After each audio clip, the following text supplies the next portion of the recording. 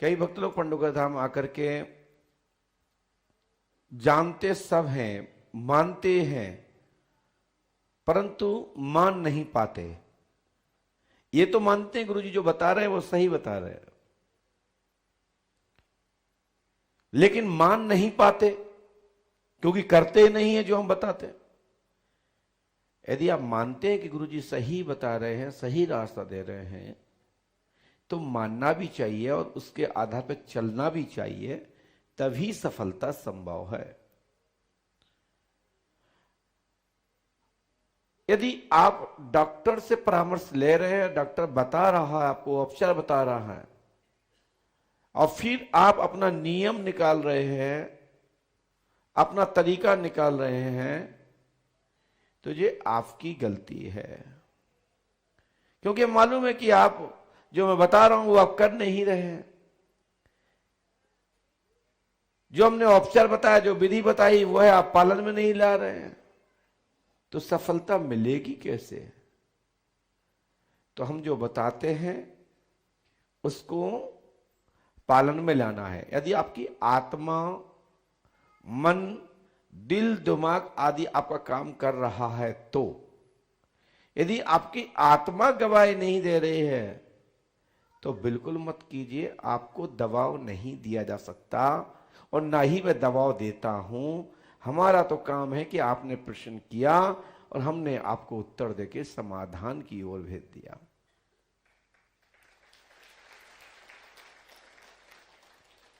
श्री पंडुका सरकार त्रिकालदर्शी देव दरबार में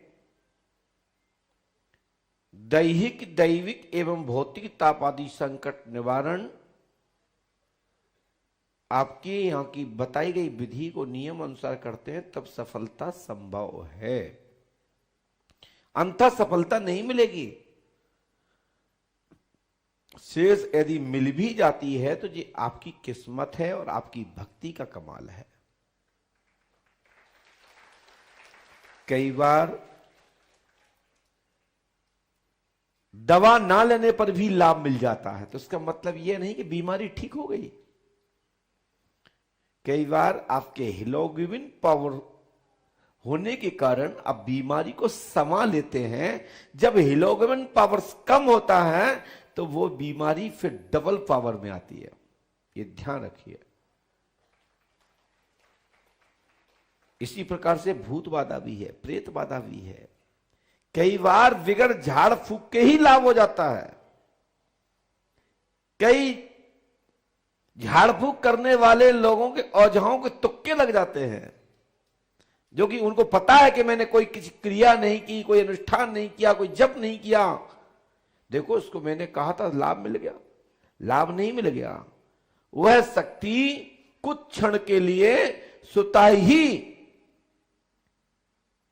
दब गई, पूर्ण पावर में आने का इंतजार कर रही है। कब? जब उसके ग्रह प्रतिकूल होंगे, तब उसके ऊपर संसार की जो दवा प्राथमिक रूप से उपचार में लाभ देती है, वही दवा आपको उपचार में लाभ नहीं देगी। हाई कोर्स चलेगा तब सफलता प्राप्त होगी। जो पढ़े लिखे लोग हैं ये वर्ग जानते हैं जो कहना चाहता हूं। कई बार छोटी छोटी दवाइयां खाने से बुखार उतर जाता है, मलेरिया ठीक हो जाता है। वही मलेरिया जब पुनः वापस होता है तो जो प्राथमिक उपचार था, जो प्राथमिक उपचार के साथ साथ जो दवा थी, वो दवा फिर सूट नहीं करती, नहीं लाभ नहीं पहुंचाती। फिर वो व्यक्ति को पहले 3 दिन में ठीक होना था, फिर वो 3 साल में ठीक होती है। जो डॉक्टर्स हैं, जो मेडिकल लाइन के हैं, वो मेरी बात को समझ रहे होंगे। बाकी तथाकथित लोगों के दिमाग में ये बात नहीं जाएगी। तो कई जगह जो आप लोग क्रियाएं कर लेते हैं या कहीं आप थोड़े से भी उपचार कर लेते हैं, उससे लाभ मिल जाता है, तो वो क्षणिक होता है।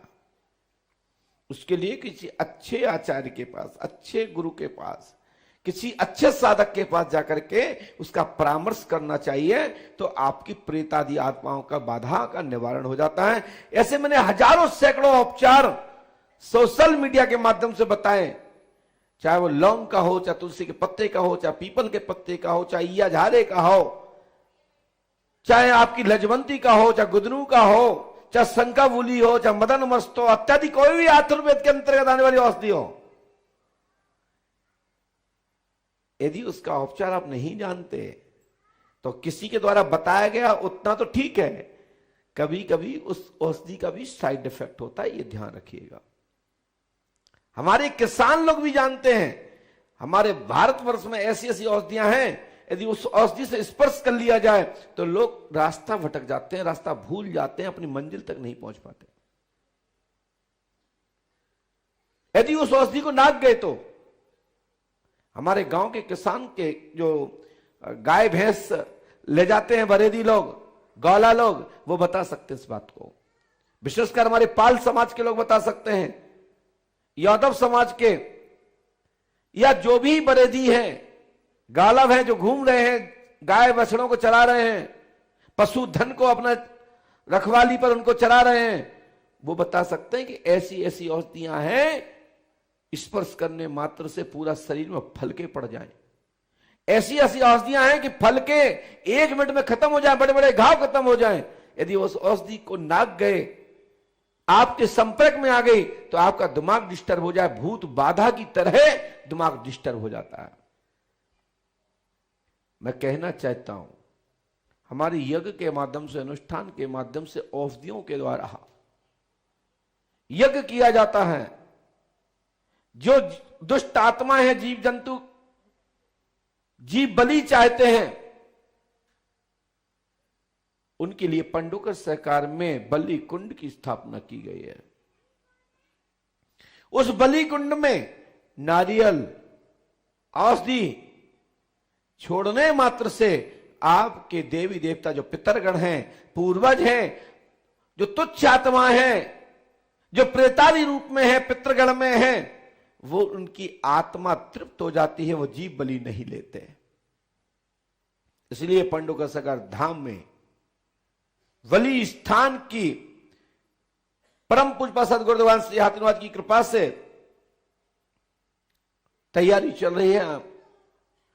उसका विधान तो प्रारंभ कर दिया गया है, लेकिन उसको विधिवत रूप से आप लोगों के बीच में शीघ्र इसका लाभ के लिए ये स्थान खोला जाएगा। पंडुका सरकार धाम में आए हुए भक्त लोग श्री हनुमान जी पंडुका सरकार को नमन करने के बाद ये ध्यान रखें, ये विचार रखें कि हमारे हाथ में रक्षा सूत्र बंध गया है। ये विचार रखें कि हमको हमारे मस्तक पर रज लग गई है। ये भाव बना करके हनुमान जी को प्रणाम कीजिए और हनुमान जी के सामने मात्र 11 बार श्री राम जय जय राम इस मंत्र का जाप कीजिए। आपके ऊपर महाकवच का प्रयोग हो जाएगा, ऐसा कवच जिसमें हनुमान जी महाराज आपके सहायक हो गए। अपने घर से निकलने के पहले 11 बार श्री राम जय जय राम इस मंत्र का कहकर के निकल जाइए। मैं गारंटी देता हूं, आप जब तक शाम से घर तक प्रवेश नहीं करेंगे, जब तक आपके ऊपर प्रवेश रहेगा। सूर्योदय से लेके अपने काम से निकलोगे काम के लिए, और सूर्य अस्त तक जब तक घर में प्रवेश नहीं कर जाओगे, तब तक आपके ऊपर कवच रहेगा। ये मैं आपको महामंत्र दे करके आपको रक्षा कवच दे रहा हूं। वह है राम मंत्र, जिस राम मंत्र से हनुमान जी ने श्री राम जी महाराज की रक्षा की। जब हनुमान जी महाराज उनके साथ में थे और रावण के विजय की प्राप्ति के लिए, रावण पर विजय प्राप्ति करने के लिए हनुमान जी महाराज उनके साथ चलते हैं, तो भगवान स्वयं श्री राम जी महाराज हनुमान कवच का प्रयोग अपने ऊपर करते हैं और फिर हृदय स्तोत्र पाठ का जाप करते हैं, तभी सफलता प्राप्त होती है। इसी प्रकार से यदि आपको जीवन के संकट के सभी गते विरोधों को काटना है, तो हनुमान नामक कवच डालना है, तो आपको अपने घर से निकलने की दहली नागने के पहले आपको 11 बार श्री राम जय जय राम मंत्र का जाप करके अपने ऊपर हाथ फेर लीजिए। मैं गारंटी देता हूं, जब तक आप घर में प्रवेश नहीं कर जाओगे, जब तक आपका कोई बाल बांका भी नहीं कर सकता। यह वो कवच है कि संसार की कोई भी शक्ति नहीं काट सकती। और जब राम नाम मंत्र का कवच अपने ऊपर डाल लोगे तो हनुमान कवच आपको प्राप्त हो जाएगा, और जब हनुमान कवच अपने ऊपर डाल लोगे तो श्री हाथीवान महाराज आपके अंग रक्षक बनके आपकी रक्षा करेंगे। ये महामंत्र है, इष्ट से इष्ट जुड़ता है। हमारे इष्ट कौन है जानते हो? परम पूज्य सदगुरुदेव भगवान श्री हाथीवान जी महाराज। और हमारे हाथीवान महाराज के इष्ट देव कौन है? श्री अनंत बलंत श्री हनुमंत लाल जी महाराज, नंदी रूप में 11वें रुद्र अवतार भगवान सोम शंकर जिस रुद्र से प्रकट हुए हैं, जिस रुद्र ने रावण को धराशायी कर दिया, वो मेरे इष्ट के इष्ट हैं। और फिर वो नंदी स्वरूप हनुमंत लाल जी महाराज सोम शंकर हैं, जो हमारे श्री राम जी महाराज हनुमान जी महाराज के गुरु हैं। और हनुमान जी के गुरु श्री शिव हैं, और शिव के गुरु शिव दूसरे स्वरूप में सदा शिव भगवान राम के गुरु है। एक दूसरे के पूजक इष्ट है। हरि विष्णु कृपा से ये श्री पंडोकर सरकार का त्रिकालदर्शी दिव्य दरबार आप लोग देख रहे हैं। पंडोकर सरकार दरबार यह नहीं कहता कि आप अंधविश्वास में पड़े। पंडोकर सरकार दरबार यह नहीं कहता कि आप कपोल कल्पित चीजों पर विश्वास करें। विज्ञान का योग है, पढ़े लिखे लोग हैं। जब भी मैं पर्चा बनाता हूं तो अपनी खुली दृष्टि से पर्चा पढ़ो, पढ़ने में नहीं आए तो टोको। हम कहते हैं मर्द तभी हो तो मुझे पकड़ के दिखाओ। पढ़े लिखे हो, विज्ञानधारी हो, कोई भी कला विद्या के आप विशेषज्ञ हो, मैं तब समझू तब मुझे टोक के दिखाओ कि ये विधा ये है जिससे आप बता रहे हो। पंडोकर सरकार के दरबार को कभी भी आवश्यकता नहीं पड़ती किसी से पूछने की कि आप कौन है, कहां से आए, क्या समस्या है। कई लोग शर्त लगा के आते हैं, मेरी बता दें तो जाने। मैं शर्त ज्वारियों को बताता नहीं और आने वाले को मैं छोड़ता नहीं। कई भाई लोग ऐसे आते हैं, मेरे दद्दा का नाम बता दें तो हम जाने, हमारी गर्लफ्रेंड का नाम बता दे तो जाने, उनके परिवार का नाम बता दे तो जाने। अरे तुमको पीले चावल किसने दिए? क्यों बता दें? दम है तो पर्ची कटवाओ, ना बता पाए 1 गुणा 10 ले जाओ और मुर्गा बनने के लिए तैयार हो जाओ। और नहीं तो मैं मुर्गा खुद बन सकता हूं, मुर्गा बनाने में छोड़ता भी नहीं हूं। क्योंकि मुझे तो डांट देना और डांट लेना दोनों ही पसंद है। मैंने अपने गुरु से डांट खाई और मैं भी अपने चेलों को डांट देता हूं। तब डांट नहीं देता तब तक मेरा मन भी नहीं भरता, क्योंकि मेरे गुरु ने मुझे बनाया, तो हम क्यों ना अपने शिष्यों को बनाएं। विद्या जैसे पढ़ी जाती है, विद्या से प्राप्त की जाती है, विद्या उसी प्रकार से दी जाती है। ऐसा तो नहीं कि हमारे गुरुजी में डांट करके दें, हमको अनुशासन में दें, हम बगैर अनुशासन वाले को विद्या दे दें। ये तो संभव नहीं। विद्यार्थी को ही विद्या दी जाती है जो वास्तविक विद्यार्थी है। आचार्य को विद्या नहीं दी जाती, क्योंकि वो तो आचार्य है। अपने आप को अहमी अहंकारी को नहीं विद्या दी जाती, क्योंकि वो तो स्वयं शंभु है। हाँ, जो विद्या का धनी है, विद्या प्राप्त करने का अधिकारी है, तो फिर वो आचार्य हो या विद्यार्थी, विद्या एक दूसरे से लिया दिया जाता है। ऐसा शास्त्र पुराणों और आचार्यों के मुखारविंद से ये चर्चा व्यास गद्दी के माध्यम से अनेक भारत के आचार्यों ने, संतों ने इस बात की घोषणा की है। विद्या पढ़ना, विद्या पढ़ाना,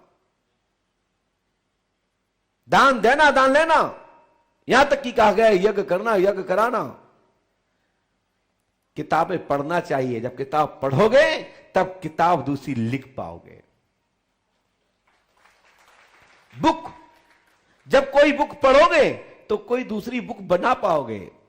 छोटी, लघु, बड़ी, वृद्ध, जैसी भी बृहद बना सकते हो, लेकिन विद्या होगी तब। मैं कहना चाहता हूं, कई लोग कहते पंडोकर सरकार दरबार गद्दी प्राप्त हो जाए। मुंह धोना आया नहीं, गद्दी प्राप्त हो जाए। आंख का कीचड़ तो साफ करना नहीं सीखे, बोले गुरुजी हमें दरबार दे दो। नौकरी नहीं मांगना चाहते हो, धंधा बिजनेस और तरक्की नहीं चाहते हो, बस दरबार दे दो, एक वाईफाई दे दो। अरे वाईफाई इतना फ्री है कि चाहे कोई वाईफाई ले ले। एक तथाकथित दरबार वाले ने कहा कि पंडोकर सरकार चुनाव लड़े। मैं कहता हूं तेरी शक्ति ही फैल है, तेरा ज्ञान ही शून्य है। तेरे पास कोई भी शक्ति नहीं है, तू क्यों परमात्मा के नाम को कलंकित कर रहा है? मैंने भारत के इतिहास में, भारत के संविधान कानून के युग में जो भी मैंने चुनाव लड़ा, मैं जीता। जो भी प्रतियोगिता की आज तक, मैं उसमें जीता हूं। यदि हार का तुम्हारे पास कोई एक शब्द भी हो, प्रूफ हो, तो वीडियो डाल के दिखाओ। बोले गुरुजी पंडों का सरकार विधानसभा लड़े। अरे तेरी शक्ति गई कहां भाई? संविधान का देश है। जिस विधानसभा में चुनाव होता है, जिस लोकसभा में चुनाव होता है, वहां आचार संहिता के अंतर्गत चुनाव होता है। वहां के कलेक्टर, अधिकारी, पदाधिकारी उसके अधिकारी होते हैं। उसका एक लेखा जोखा होता है। मध्य प्रदेश में नहीं छोड़ा, वो भारतवर्ष के किसी भी जगह पे हमने चुनाव लड़ा हो तो मैं मान जाऊंगा, तुम्हें गुरु बना लूं। नहीं तो तू अपना काला मुंह करो, एक टंकी में डूब जाओ। कहां के लला सरकार और कहां की पला सरकार, ऐसे लला पला सरकार, तंचित मात और कंचित मात, ऐसे लला सरकार हमारे जेब में डले रहते हैं। मैं कहना चाहता हूं, आप अपना काम करो, मुझे अपना काम करने दो। ये जिला भिंड का शेर है और हाथीवान का शिशु। तुम्हारी ऐसी शक्ति 24 घंटे मेरे स्मरण में रहती है, क्योंकि मेरे इष्ट श्री राम जी महाराज हैं। यदि इस नाम को आप मानते हो तो मेरे परमात्मा को मैं कुछ नहीं बोलता। और लेकिन जिस शक्ति पे आपको घमंड है, वो शक्ति 24 घंटे मेरे हृदय में समाहित है। और तुम्हारी शक्ति 24 घंटा शून्य रहती तुम्हारी सामने। मेरे सामने खड़े होते तुम्हारी शक्ति काम ही नहीं करेगी जिंदगी में।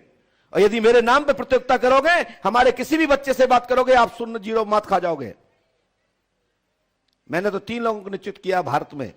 हमारा बिंदु शर्मा, भोपाल से सचिन मिश्रा, इनके 2 विषय के कोई परिचय बना दे या उनके विषय ही बता दें, मैं अपनी हार स्वीकार कर लूंगा। लेकिन मैं कहना चाहता हूं, अपनी तंत्र विद्या, अपनी कामाख्या के क्षेत्र की जो भी शक्तियां अर्जित की हैं तथाकथित, अपने पास तक रखो। गुरु शरण से मुकाबले मत लाओ। हमारी प्रतियोगिता जारी है, दम है तो अप्रैल में होने वाली प्रतियोगिता में शामिल हो जाओ। पता लग जाएगा, जैसे कपड़े में से धूल निकलती है, ऐसी तुम्हारी धूल निकल जाएगी।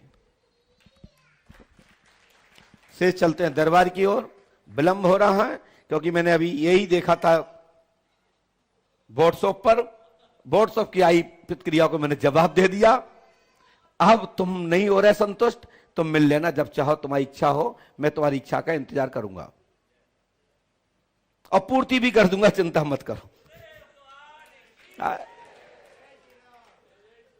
जितने आप पर्चा बनाते हो, जितने नाम बताते, 3 पीढ़ी 7 पीढ़ी, इतना ते हमारे ये बच्चा बता देते हैं अवध सरकार जैसे बच्चे।